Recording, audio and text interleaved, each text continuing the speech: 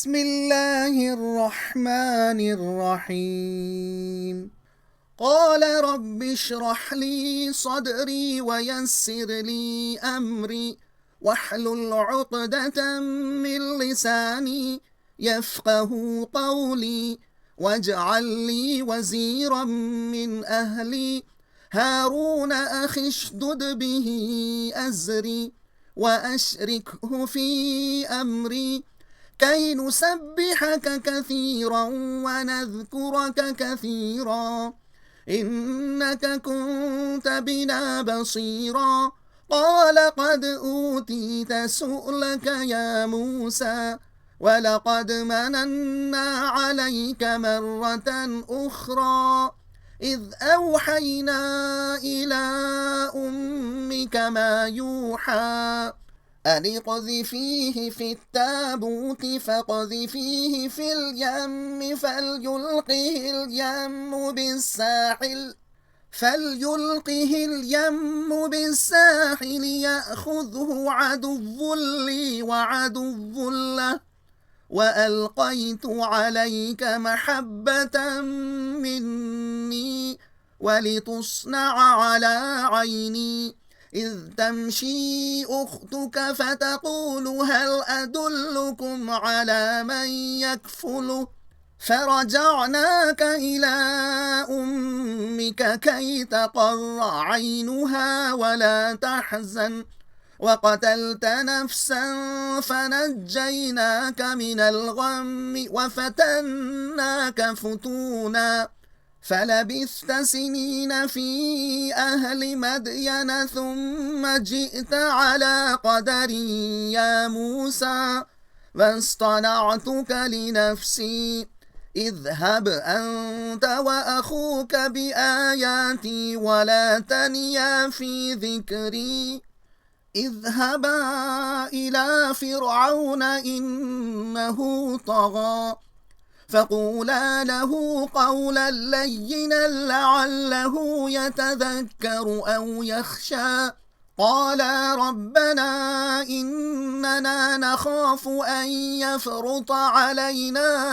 أو أن يطغى قال لا تخافا إنني معكما أسمع وأرى فأتياه فقولا إنا رسولا ربك فأرسل معنا بني إسرائيل ولا تعذبهم قد جئناك بآية من ربك والسلام على من اتبع الهدى إنا قد أوحي إلينا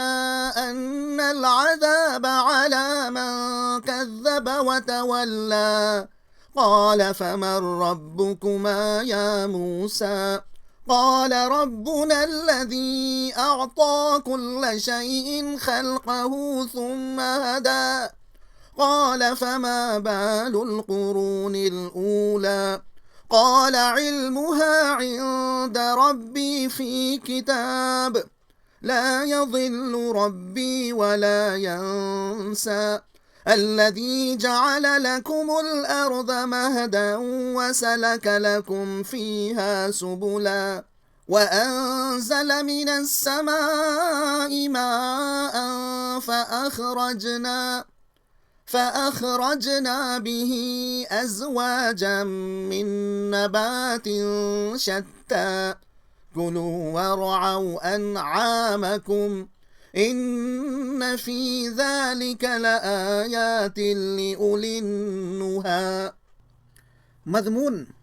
नबी को भरोसा साजो सामान पर नहीं बल्कि अल्लाह पर होता है। लाओ लश्कर वाले फ़िरऔन के पास बेसरो सामान हज़रत मूसा। मतलब जब हज़रत मूसा को मुअजिज़े देकर सरकश फ़िरऔन के पास जाने का हुक्म दिया गया तो उन्होंने अर्ज़ किया, परवरदिगार मेरा सीना खोल दे, यानी मुझ में इस मनसब को संभालने की हिम्मत पैदा कर दे और मेरे भाई हारून को इस काम में मेरे साथ शरीक फरमा दे। अल्लाह ने उनकी दुआ कबूल कर ली और कहा, ए हज़रत मूसा, हमने तुझको इसी काम के लिए पैदा किया और इसी काम के लिए आज तक अपनी निगरानी में परवरिश की, لہذا تم دونوں فرعون کے پاس جا کر کہو کہ ہم تیرے رب کی طرف سے بھیجے گئے ہیں، بنی اسرائیل کو ہمارے ساتھ بھیج دے، تم ڈرو مت کیونکہ ہم تمہارے ساتھ ہیں اور سب کچھ سن رہے ہیں اور دیکھ رہے ہیں۔ فرعون نے پوچھا، تم دونوں کا رب کون ہے؟ حضرت موسیٰ نے جواب دیا، ہمارا رب وہی ہے جس نے ہر چیز کو اس کی ساخت بخشی ہے اور ہر چیز کو اس کی حالت اور ضرورت کے مطابق ہدایت بہم پہنچائی ہے۔